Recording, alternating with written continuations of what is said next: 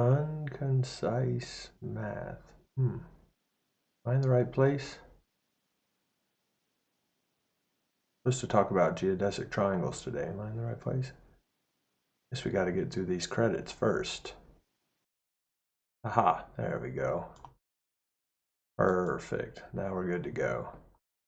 So, unconcise.math.com. This is our first video post. If you found your way here, it's likely you have looked at the post, The Cost of Curvature and On Geodesic Triangles. You can find these at unconcise.math.com.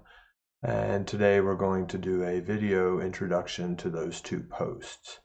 We'll get into some details of each post and talk a little bit about what you might find in the Apple book link, the additional material that you can find in the Apple book link. So we'll go ahead and get started. We'll get working through the table of contents above, and let's go ahead and get into it. So I suppose first things first, we should get into some of the definitions that we might see in this post. We're going to be looking at a sphere, particularly a square on the sphere. We're going to start with the square. And there's some certain lines of latitude and longitude that might be important. So there's a sphere. And, you know, in this post and in this video, I'm always trying to get into different views of things. So here's the sphere viewed from the top, and you can see that same square, but from a top view. And this square is between the parallel 35 and 47 degree parallels. There's kind of a different look at things. So you can see that the parallels are these circles, and the lines of longitude are these diagonal lines, if you see the sphere from the top. So that's kind of interesting view of things. But we're not just looking at an arbitrary sphere. We can also kind of think that this sphere could be the Earth, for example. And so if we look at the square on a sphere, right, and take a different view of this, might get a little animation going on here, over to the left, and we can see we're trying to zoom in and zoom in and zoom in, and eventually there's our 1x1 square, and it encompasses a decent part of Europe. Okay, so we would like to then move to discussing that square and seeing what we can say about it. And in the post, we kind of look at some of the mathematics behind this and phrase this as a problem of two people running along lines of longitude or latitude, and just asking some mathematical questions about that to characterize and figure out what the area actually is as a number. Okay. One thing we'll see in these posts is that the area, here's this 1x1 square at a certain latitude, but if you play a video of this, you can see that the area here, this area number, 1.07, 1.06, area changes as the latitude changes. That's interesting to see. And we'll just continue on with quantifying. Perhaps the area changes, okay, with the radius of the sphere. So here is a sphere of radius 1.26 at the moment. And as the sphere gets bigger and bigger, we'll see that a 1x1 square takes up less and less space. So here's the radius of the sphere getting bigger and bigger and bigger. And therefore, a 1x1 square gets smaller and smaller, even though it's 1x1. So you can see that the area keeps changing, 1.05, 1.04 or something. And, you know, as you continue on and the radius gets bigger and bigger, we'll see that the area of that square gets closer and closer to 1, evidently. Okay. So, interesting question that was addressed in the Cost of Curvature post over here on the left is we were trying to put this in this area problem in the context of the sphere, specifically this Earth viewed as a sphere.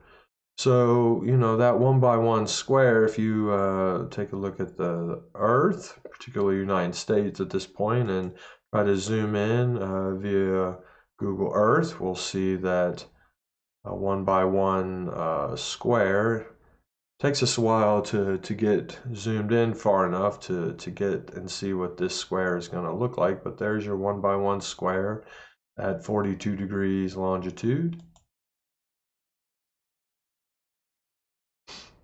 And there it is, okay? And that's a sphere. Earth is a sphere of radius 6,378 kilometers, okay? So in the cost of curvature post, we were focusing on rectangles and trying to phrase this interesting questions about what was the cost of curvature. And I'll leave you to read that post. It was an interesting way to kind of phrase the curvature question in terms of cost. I thought it was a nifty little thing to do. So if you'd like to read about that, you can see what I mean by the cost of curvature. So in the next post, geodesic triangles, we wanted to move away from squares and switch over to triangles and ask about areas of triangles instead. And here's a little bit of mathematics that we get into in the post, and we kind of figure out that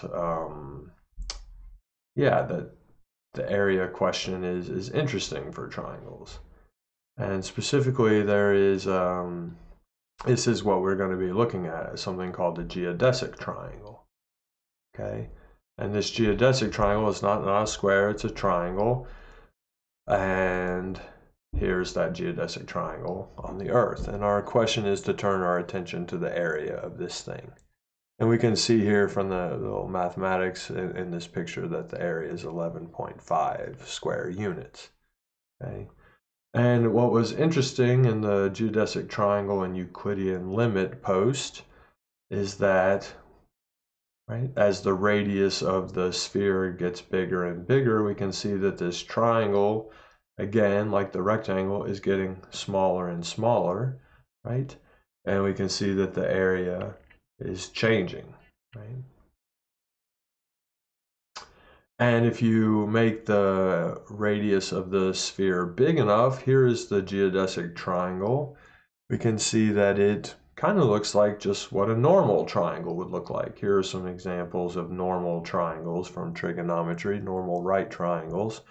And this triangle is closely looks like one of those. And that is the essence of the Euclidean limit, that as the sphere gets bigger, a geodesic triangle on that sphere should look more and more like normal Euclidean triangles. So in the other post, the geodesic triangle post, we wanted to get into some mathematics and to quantify like what actually is a geodesic. We've mentioned this word quite a few times, what actually is a geodesic. And there's some details we do go through in the post. There's some mathematics involved, some differential geometry where we quantify the curvature of the sphere. And then we talk about geodesics, right, as the great circles. And finally, in the portion of the post right here where there's the Apple book, there's some additional Apple resources that if you'd like to get into the Apple books, we talk about the actual equations of those great circles or geodesics. We talk about using something called Stokes' theorem to actually help us figure out what the area of those geodesic triangles are. And we talk about an interesting result about what is special about geodesics. There's this interesting result called the Clairaut's theorem and Clairaut conservation laws. So that's what we're seeing. We see some additional details of that in the Apple Books posts. So that pretty much ends what is at essence the two written posts, the cost of curvature and on geodesic triangles.